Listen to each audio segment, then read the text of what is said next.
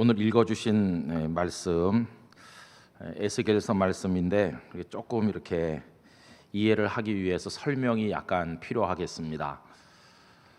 여러분, 남왕국 유다가 어떻게 멸망했는지 그 과정을 간단히 말씀드리면 하루아침에 멸망한 것은 아닙니다. 조금씩 이렇게 약해졌습니다. 우리 사람이 몸이 약해질 때도 어느 날 갑자기 중병으로 알아눕는 경우도 물론 없는 건 아니지만 되게 약간 이렇게 조짐이 있습니다. 그렇죠? 뭔가 옛날 같지 않다든지 뭐 소화가 좀 안 된다든지 이런 조짐이 먼저 있고 그 다음에 이제 어느 한두 군데 병이 생기기 시작하고 이렇게 되죠. 근데 한 나라가 무너지는 과정도 이제 그와 비슷하죠. 그래서 남왕국 유다가 조금씩 이렇게 내리막으로 접어들게 됐는데 그때 그것을 일찍 깨달아서 조치를 취하고 이제 하나님 앞에 정신을 차렸으면 얼마나 좋았겠습니까? 근데 우리도 건강에 과신하는 사람들일수록 조짐이 있어도 뭐 별로 심각하게 생각하지 않는 것처럼 이제 그들도 깨닫지를 못했습니다. 여전히 우상 숭배하고 여전히 하나님 원하시지 않는 일을 계속해 나갔죠. 그러다가 이제 결국 하나님께서 종아리를 한 대 아프게 때리십니다. 그것이 이제 바벨론의 느부갓네살 왕이 쳐들어와서 백성들 일부를 이제 잡아가고 또 물건을 빼앗아가는 그런 침공이 있었습니다. 그때 정신을 바짝 차렸으면 좋았을 텐데 그때는 뭐 정신 차리는 것처럼 백성들이 놀라기도 했겠지만 또 사람이 심각한 게 지나면 좀 더 심드렁해지고 잊어가고 그러는 거 아니겠습니까? 여러분, 이번에 북한 핵으로 인해 가지고 굉장히 전 세계가 벌집을 쑤신 것 같이 복잡한데도 우리나라 사람들만 태어난 것 같아요. 제가 이제 어제 오후 무렵에 TV를 이렇게 켜서 채널을 돌리는데요. 지금 모든 채널이 그거 가지고 씨름을 해야 될 것 같은데 보니까 제가 한 30개쯤 채널을 돌렸는데 그 중에 3분의 2는 뭐 옷 사라, 신발 사라, 뭐 사라 그러는 게 대부분이고요. 그다음에 무슨 젊은 사람들 나와가지고 뭐 해먹는 얘기.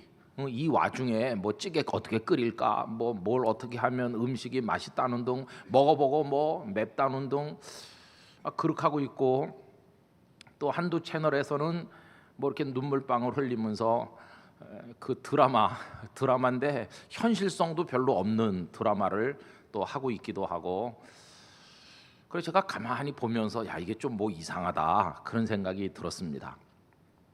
전쟁이 진짜 나도 옷 사세요, 신발 사세요 계속 그럴 건지 그런 느낌이 좀 들었어요. 근데 그 이스라엘 그 남왕국 유다도 이제 침략을 받았지만 이제 그게 다 무뎌지는 겁니다. 감각이 이렇게 무뎌져 가지고 그냥 흘러갔어요. 그러다가 주전 598년쯤 됐을 때 이제 두 번째 바벨론이 쳐들어와서 이번에는 왕도 잡아가고 상당히 쓸만한 사람들 이제 많이 잡아가는 거죠. 이게 두 번째 이제 침략인데 그때 끌려간 사람들 중에 한 사람이 바로 여기 등장하는 에스겔 선지자입니다. 그러니까 여러분 그 상황을 잘 이해하시면 좋은데요.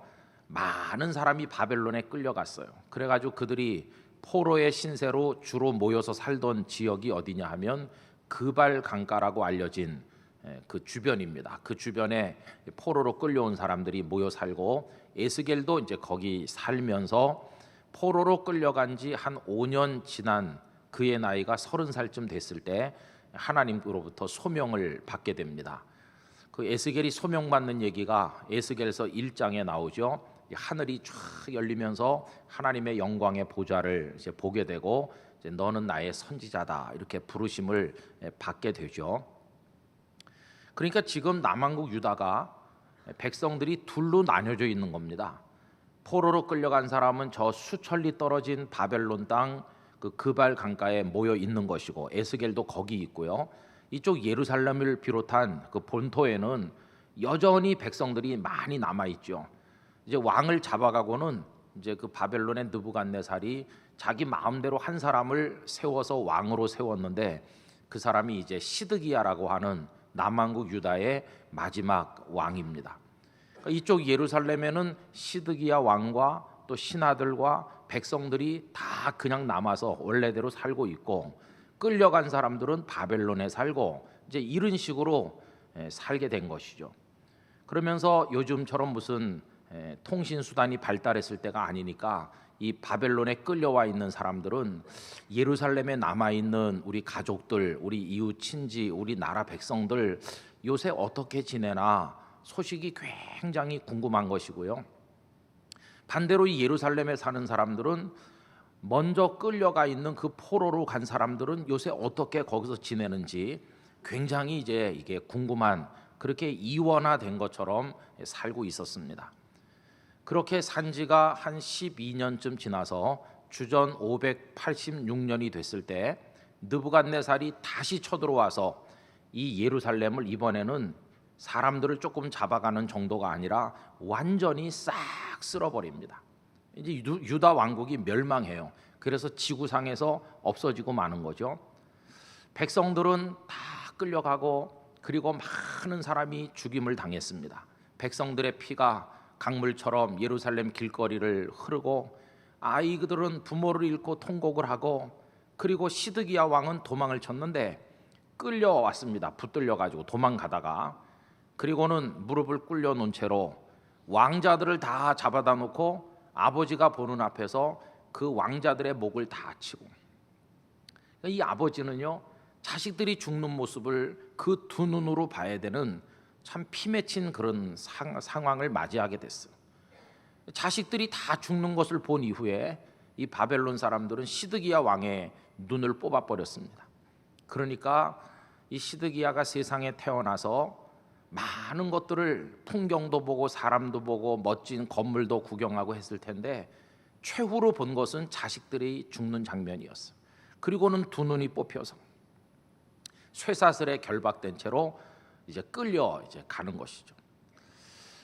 그리고 나서도 이제 시간이 좀 지난 다음에서야 이쪽에 바벨론에 사는 사람들에게 그 소식이 전해졌어요.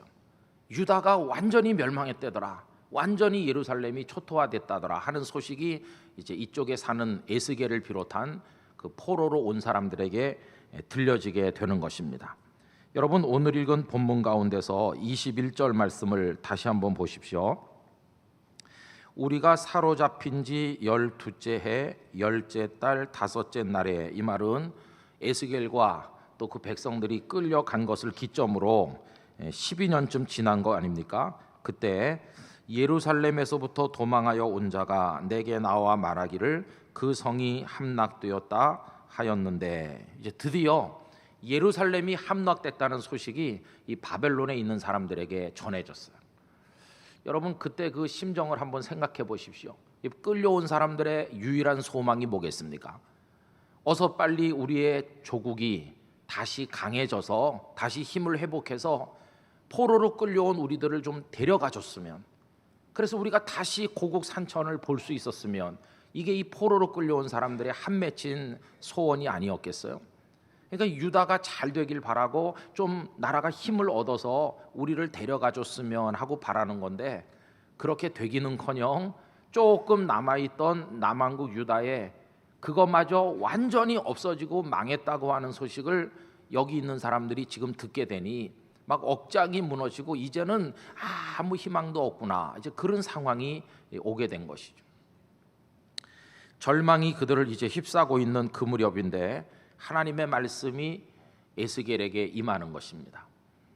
여러분, 에스겔에게 임하여 전달된 그 말씀은 하나님의 입장에서 보면 너무나도 어이없어 하시는 그런 말씀을 이야기하고 있어요. 여러분, 오늘 본문 24절을 다시 한번 보십시오. 인자야, 이 이스라엘의 이 황폐한 땅에 거주하는 자들이, 이게 무슨 말이겠습니까?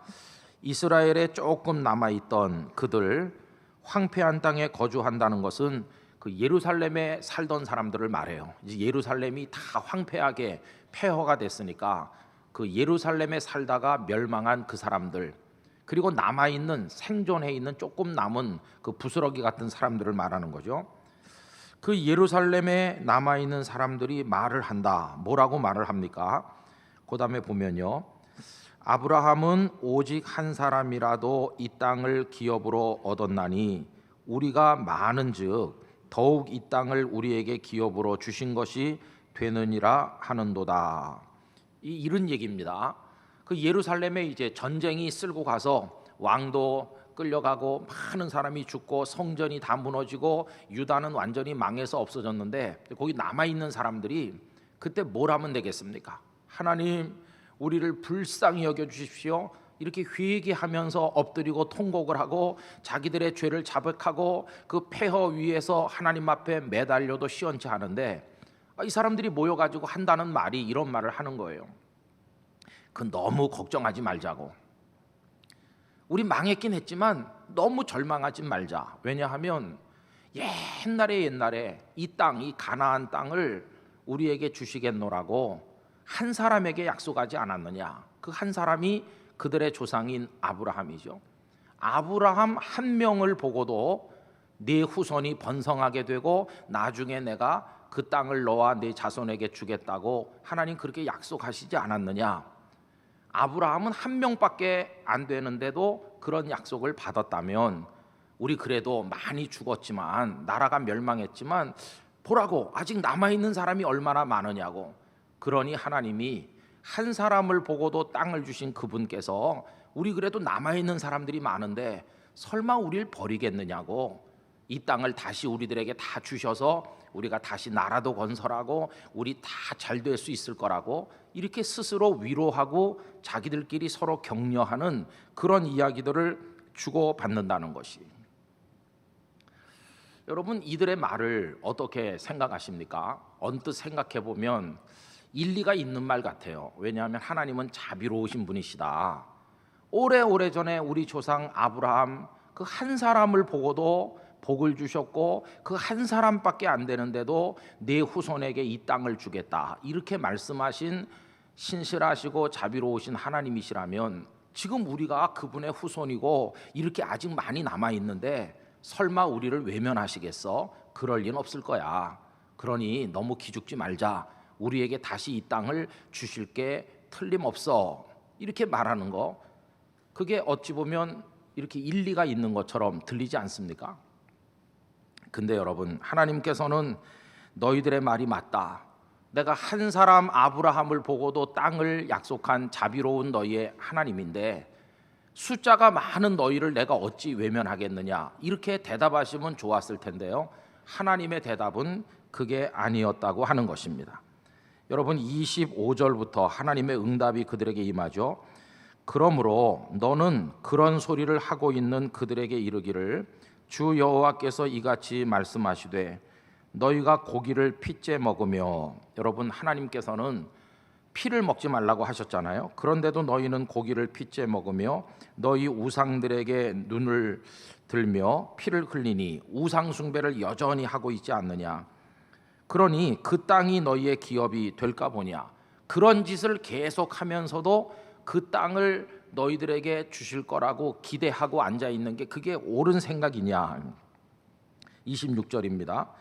너희가 행하는 걸 보라는 식으로 계속 말씀하시죠. 너희가 칼을 믿어 가증한 일을 행하며 각기 이웃의 아내를 더럽히니 그 땅이 너희의 기업이 될까 보냐.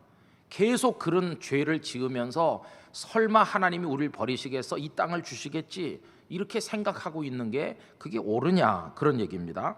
27절, 너는 그들에게 이르기를, 주 여호와께서 이같이 말씀하시되 내가 나의 삶을 두고 맹세하노니 황무지에 있는 자는 칼에 엎드러지고 들에 있는 자는 들짐승에게 넘겨 먹히게 하고 산성과 굴에 있는 자는 전염병에 죽게 하리라.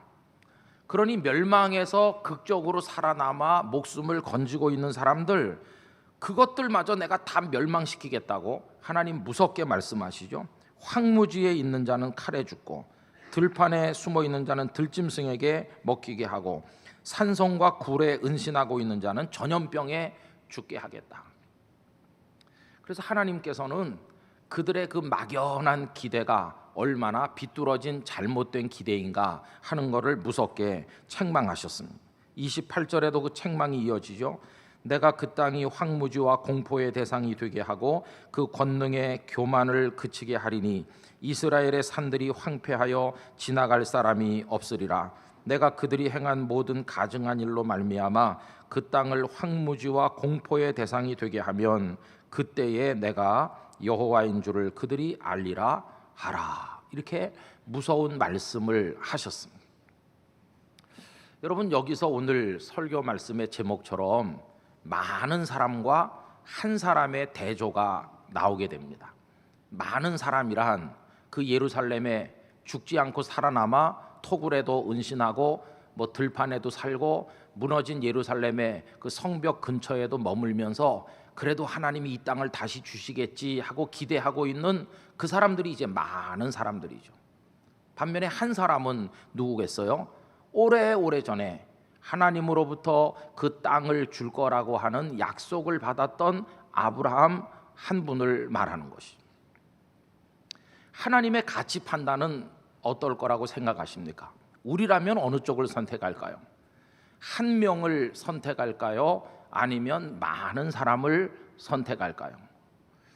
오늘날처럼 산술적인 계산에 능한 시대에는 그 한 사람 포기해, 그리고 많은 사람을 선택하는 게 옳다, 이렇게 말할 것입니다.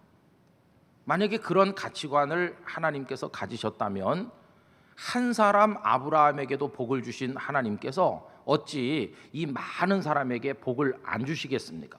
한 사람에게도 복을 주신 하나님은 당연히 이 많은 사람에게도 복을 주시겠죠.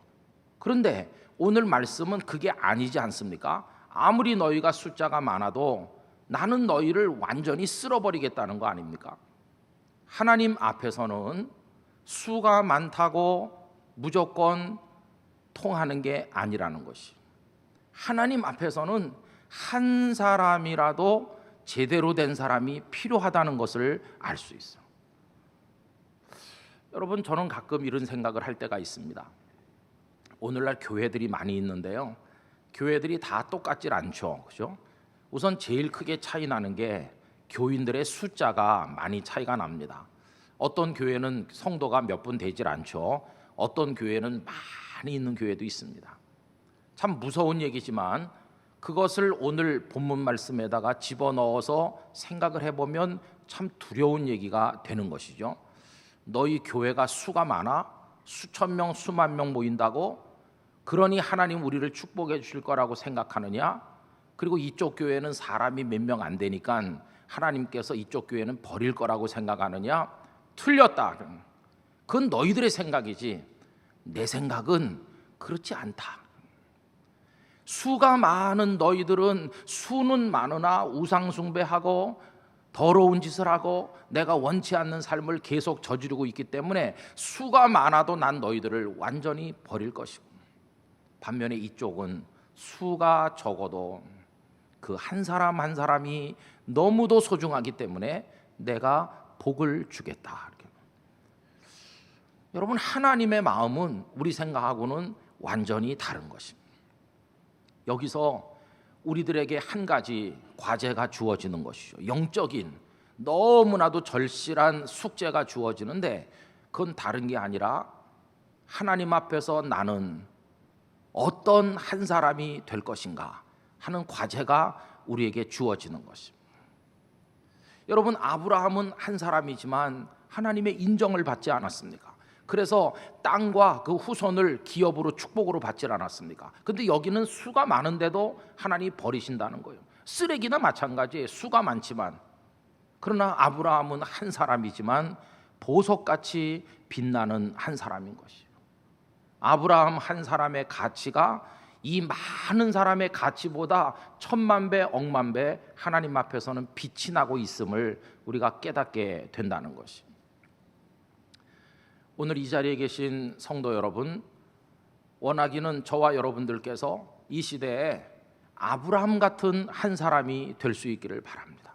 그게 우리에게 너무너무 중요한 것이, 그저 수가 많다고 그것이 능사인 줄로 그것으로 합리화하고 앉아 있어서는 아무것도 안 되는 것이, 수가 적든지 나 혼자라고 할지라도 내가 하나님 앞에서 어떤 사람인가, 이게 결정적으로 이제 중요한 것이. 그럼 여러분, 아브라함은 도대체 어떤 사람이기에 하나님께서 그 아브라함에게 그 땅과 후손의 복을 넘치도록 주신 것입니까? 여러분, 한 사람의 값어치는 어떻게 채워지는 것일까요? 우리가 여기서 성경을 한 군데 찾아보길 원하는데요. 여러분, 사도행전 13장을 다 한번 찾아보겠습니다. 사도행전 13장 말씀 25절 말씀, 사도행전 13장 25절 말씀을 우리 다 같이 소리내서 한번 읽어보도록 하시겠습니다. 요한이 그 달려갈 길을 마칠 때에 말하되 너희가 나를 누구로 생각하느냐? 나는 그리스도가 아니라 내 뒤에 오시는 이가 있으니 나는 그 발의 신발끈을 풀기도 감당하지 못하리라 하였으니. 아멘. 바울 사도께서 설교를 하면서 세례 요한 이야기를 인용하시는 거예요. 세례 요한을 이야기했어요. 그런데 세례 요한을 말하면서 그 맨 앞에 뭐라고 돼 있습니까? 요한이 그 달려갈 길을 마칠 때에 이렇게 말하죠. 여러분, 그 달려갈 길이라고 할 때 두루모스라고 하는 헬라어 단어인데, 이 두루모스는요 인생 여정을 말하는 거예요. 인생 여정. 요한이 자신에게 주어진 인생의 여정을 마칠 때 그런 것입니다. 사람이 어떻게 평가가 됩니까? 갓난아기가 이제 막 태어났어요. 그래가지고 엄마 젖을 먹고 그러면서 조금씩 커요. 그래서 한 7, 8달 되면 막 재롱도 부리고 빵긋빵긋 웃고 그래요. 그럼 그때 꼭 아기를 보고 그 아이의 가치를 알 수 있습니까? 아직 잘 모릅니다. 한 사람의 가치를 제대로 평가하려면 그 아이가 어린이가 돼야 되고, 어린이가 청소년이 되고, 청소년이 청장년이 되고, 그 청장년이 노년이 돼요. 마지막에 하나님의 부르심을 받을 그 순간에까지 도달해서 하나님 앞에 서게 되는 그 순간, 다시 말하면 그 인생 여정을 다 달린, 그래서 모든 게 마무리되는 그때 가봐야만 한 사람의 가치에 대해서 우리가 말을 할 수 있습니다. 갓난아기 때는 천사같이 예쁘고 방긋방긋 미소를 짓고 천사 같고 너무나 사랑스럽고 모두가 다 쪽쪽 물어빨고 또 똑똑한 아이처럼 보이고, 그래도 그 아이가 어른이 돼가지고 무슨 짓을 할지 모르잖아요. 그 천사 같은 아이가 악마 같은 짓을 하는지도 모르기 때문에 아이일 때는 평가할 수 없어. 언제 알 수 있습니까? 그 생애가 다 지난 다음에, 여기 표현대로 하면 달려갈 길, 인생 여정을 마칠 때. 근데 여러분이 마칠 때라고 번역된 요 단어는요, 헬라어 성경에는 플레로입니다. 플레로는 가득히 채운다, 그런 뜻입니다. 꽉 채우는 겁니다. 결국 우리가 이 세상을 살아가는 인생이라고 하는 것은 빈 그릇에다가 찰찰 넘치도록 꽉 채우는 걸 말해요. 병으로 말하면 병 아구리까지 꽉 채우면, 그러면 인생이 끝나는 거예요. 지금 우리는 한 3분의 2쯤 차 있거나 3분의 1쯤 차 있거나 지금 채워 나가는 도중인데, 뚜껑을 닫아야 될 때까지 꽉 차고 나면 그때 이 전체의 가치를 평가할 수 있게 되는 것처럼, 한 사람 그가 어떤 사람인가를 평가하는 것도 바로 그렇게 평가하는 거예요. 그러니까 지금 우리는 아직 한 절반밖에, 한 3분의 2밖에 안 찼기 때문에 남은 부분을 계속 이렇게 채워 넣는 진행형 중에 있는 것이. 그러니까 질문이 가능하죠. 나는 내 인생의 병 안에 무엇을 지금 채워 넣고 있는 중인가? 나는 내 인생 속에 무엇을 채워 넣고 있는가? 이렇게 질문할 수 있잖아요. 여러분, 지금 절반쯤 사는 분이 계시다고 하면 그 절반쯤 채워 있는 그 밑에 들어 있는 것이 아주 맑고 깨끗한 물이라고 합시다. 참 잘 채웠어요, 깨끗한 것으로. 그런데 그 나중에 나이 들어서 채우는 걸, 먹물을 거기 채운다면 전체가 먹물로 번져서 아무 가치도 없게 될 것입니다. 그러므로 앞으로 채우는 게 무엇인가, 그게 너무너무 중요한 것이에요.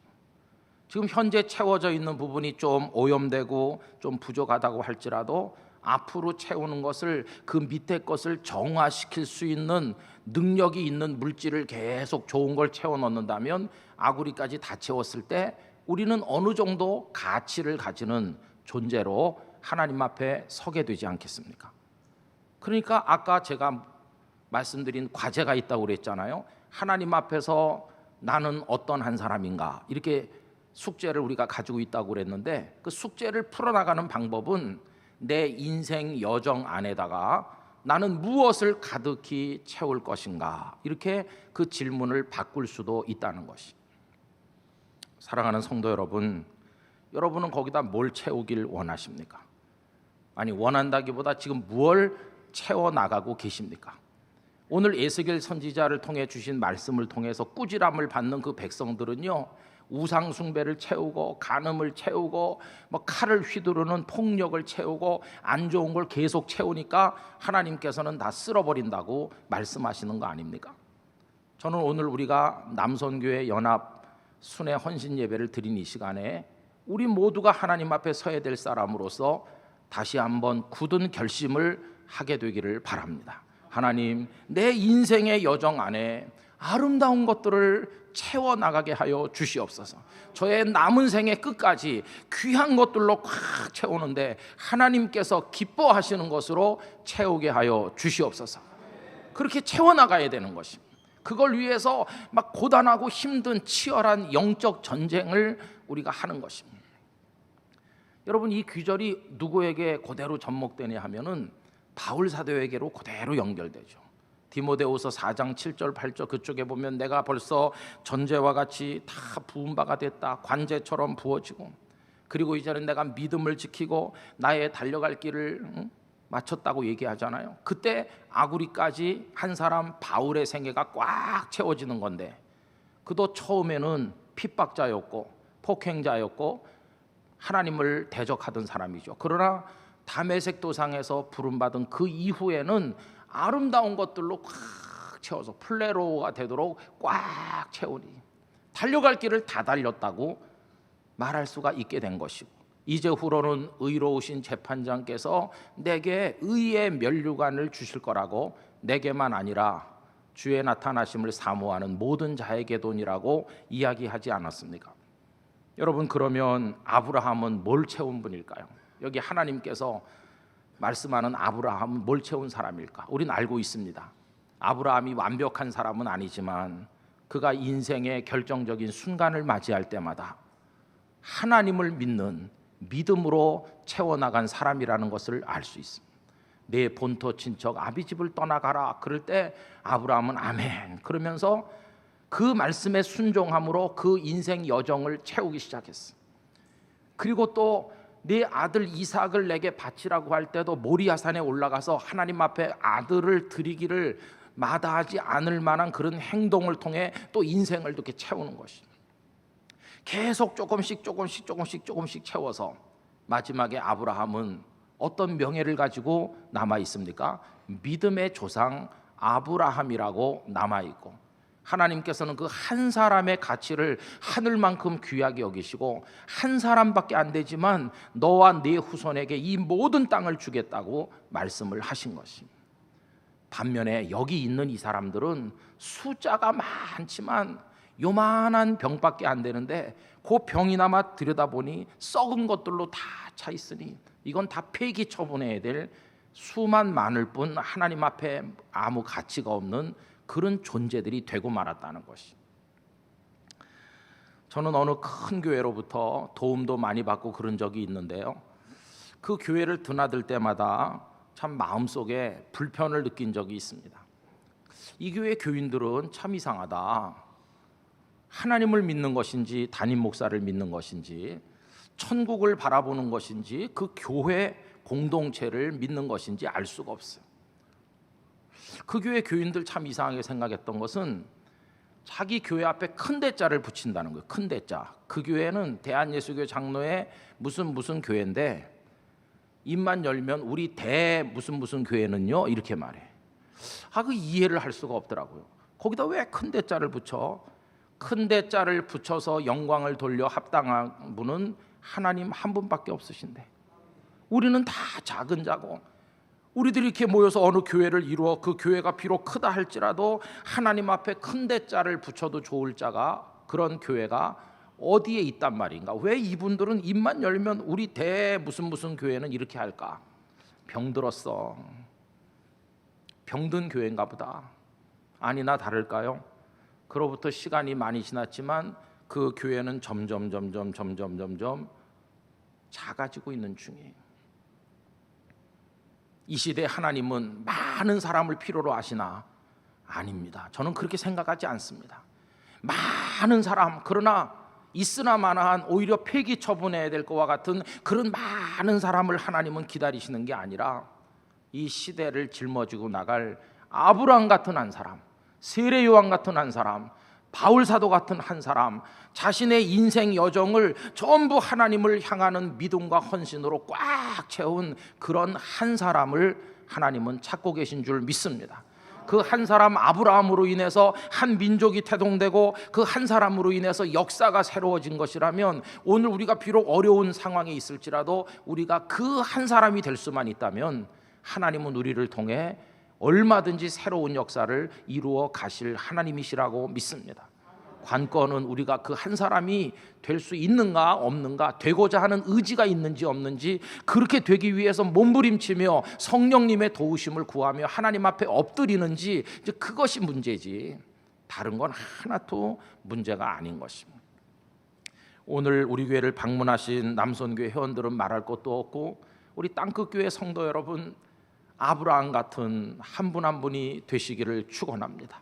한 사람이 되고자 우리 노력합시다. 하나님의 은혜로 그 채우고 믿음으로 채우고 하나님을 향한 사랑과 헌신으로 우리를 꽉 채워서 하나님께서 기뻐하시면서 너 한 사람이 저기 10,000,000명보다 더 귀하다, 이렇게 말씀할 수 있는 영광스러운 하나님의 사람들이 되기를 간절히 원하는 것입니다. 여러분, 우리 교회 안에요, 이런 한 사람, 귀한 한 사람이 쫙 앉아서 전체가 다 그런 한 사람으로 채워진다면 그보다도 영광스러운 교회가 어디 있겠습니까? 우리들의 교회가, 각 지교회가, 각 남선교회가 그런 아름다운 한 사람들로 채워지는 은혜가 있기를 주님의 이름으로 기원합니다. 다 같이 기도하겠습니다.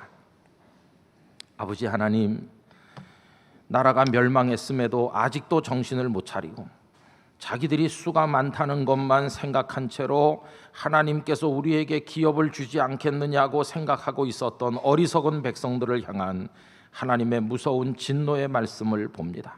한 사람 아브라함의 값어치가 그들 많은 숫자보다 훨씬 더 하나님 앞에 귀했음을 우리가 깨닫습니다. 오늘 이 시대 하나님은 폐기 처분돼야 될 많은 사람을 기다리고 계시는 게 아니라 이 시대에 하나님의 복을 받고 하나님의 동역자가 될 만한 한 사람을 찾고 계심을 알게 하여 주옵소서. 우리의 인생 여정을 채우되 아름다운 것들로 채워나가는 저희들이 되게 하시고 이를 위해서 눈물을 흘리며 몸부림치며 하나님 앞에 엎드리게 하여 주시옵소서. 우리 남선교회 회원들 모두에게 그러한 은총을 허락하여 주시옵시고 우리가 다 그 한 사람이 되므로 도탄에 빠진 대한민국 사회와 난국에 처한 우리 민족의 미래를 열어나가고 한국 교회를 새롭게 갱생할 수 있는 역사를 이루게 하여 주시옵소서. 예수님의 이름으로 기도드리옵나이다. 아멘.